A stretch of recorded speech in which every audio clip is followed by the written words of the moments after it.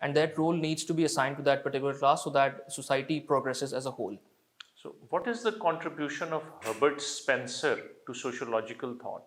So Herbert Spencer basically was again a structural functionalist, and he basically compared the, you can say, society with that of an organism. And he believed that societies are complex and organisms are complex as well, and they evolve from smaller to the bigger, you can say, size. Okay, since you have worked with packages, so shed some light on the work of Frederick Taylor. Right, sir. So Frederick Taylor basically gave the concepts of time and motion, time study basically. He basically standardized the jobs of certain people by analyzing how much time does it take to perform a certain task of work. So basically, he basically conducted that particular study, that how much standardized time is required, and then assigned that particular time to a particular task. That what resultantly basically when you can say when a product was being made, that was being made on a particular time, and a specific lead time could be, you could say, calculated afterwards. So it led to greater efficiency, Yes, sir. specialization. Yes, sir, absolutely. Standardization of the work as well. Right. Uh, in your view, will Pakistan come out of grey list of FATF? You know, there is going to be a review meeting in February next year. Recently, I was reading in the newspaper an article which was very heartening, that Pakistan has shown satisfactory compliance in 21 out of 27 areas. So, in which 6 remaining areas Pakistan still needs to do more to come out of the grey list? Right, sir. So, in my opinion, Pakistan would come out of the grey list in the next review as well, because as you mentioned before, we've already complied to almost 75% of the action plans. Now, only 25% of them are left. The points which are left are basically dealing with the implementation of the mechanisms which have already been installed. Initially, we were told that we need to strengthen our laws so that we can combat anti-money laundering, we can combat financing of terrorism as well. We've done that, and now they want us to prosecute the certain people who fall into these laws as well. So we are basically falling behind as far as our implementation is concerned. Now in February as well, basically we are being told that there is going to be another review as well, and the president of FATF, Marcus Player, has already praised Pakistan's contribution towards that too. And now Pakistan needs to be diplomatically, sending its message very clearly that we have, you can say, complied to most of the action plans. Implementation is definitely weak, but there are some local dynamics too. So if you think that our implementation mechanisms are weak, either grant us some interim period if you're not permanently taking us out of the grey list so that we can comply to these mechanisms, but our economy needs to be strengthened in that way. Bilal Zubair, in case Pakistan remains on the grey list, what would be the negative implications? So first thing is your international image. We claim that our issue of Kashmir is there. India is, you can say, having abusive human rights there, abusing the human rights there as well. So if India claims that Pakistan is perpetrating terrorism too, so that reinforces their own claim as well, that we are the country who are financing the terrorism. So that hurts us diplomatically internationally. Second thing is, sir, investors coming into Pakistan as well, they'll be, you can say, very much reluctant to invest into Pakistan as well, because there will be certain checks and balances which will be, because of the fact that we're on the grey list, will be imposed in Pakistan. So investors always like to invest in those places where there is an ease of doing business as well. So that will hurt us economically too. And there will be obviously more checks and balances on our banking systems too. So ultimately that will... So investment hates uncertainty. Yes, sir, absolutely. Okay.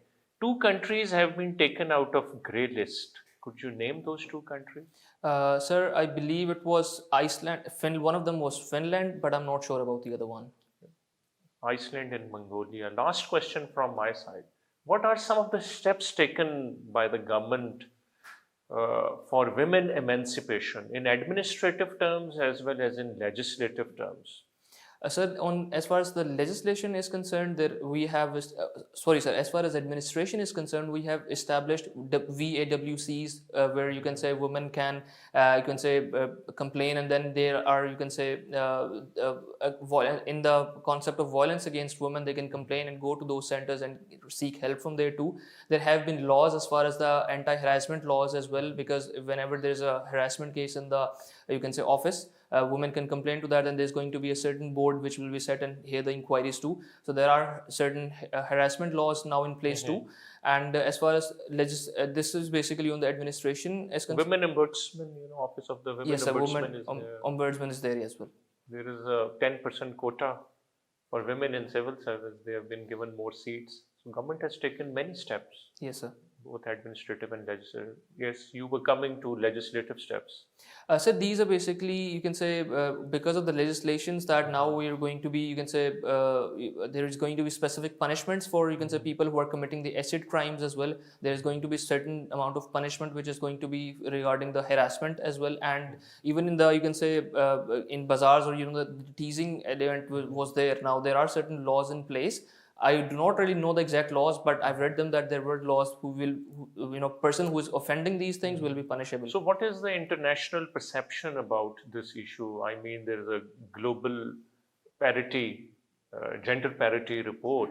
So, what is Pakistan's international standing on this issue? So Pakistan's international standing is quite low, and Pakistan is probably the second worst country when it comes to the women too, as far as the report is concerned of what Women in Economic probably Forum's report was there, that Pakistan is the second worst country. Pakistan is taking steps, but the patriarchal attitudes and you can say the specific mindset of the people are still yet to be changed, which is obviously going to take some time, and that will gradually change once the education seeps in, because our literacy rate is still very low. Okay, thank you very much. Thank you very much, sir. Thank you.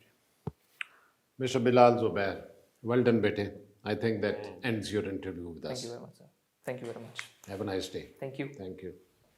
Okay, now that the interview is over, let's consult each other and try to compare notes about the gentleman. Let me start with you, sir.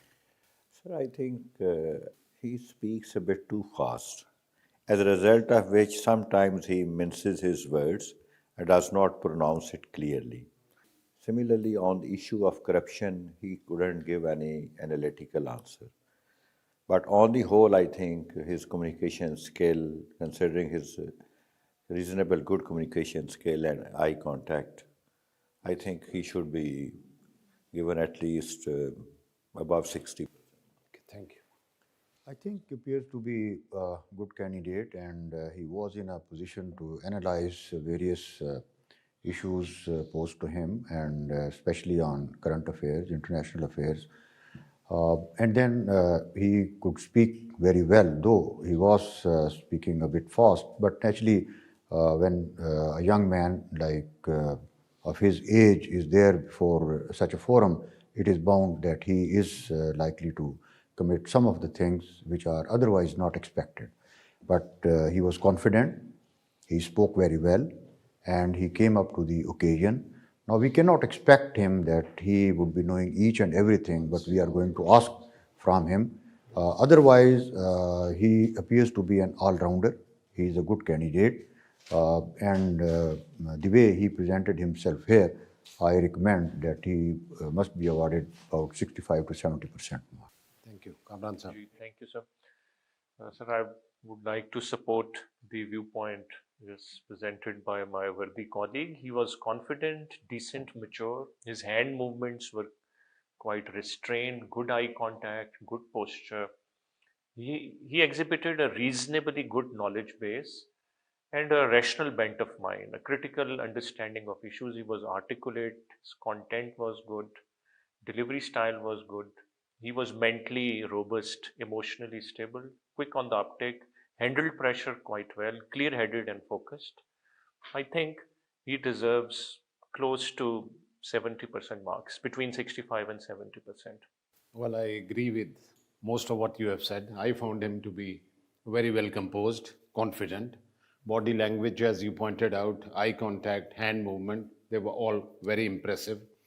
And on a number of issues, he was able to engage the panel well. GB पे उसने बड़ा convincing अच्छा जवाब दिया. He spoke well overall.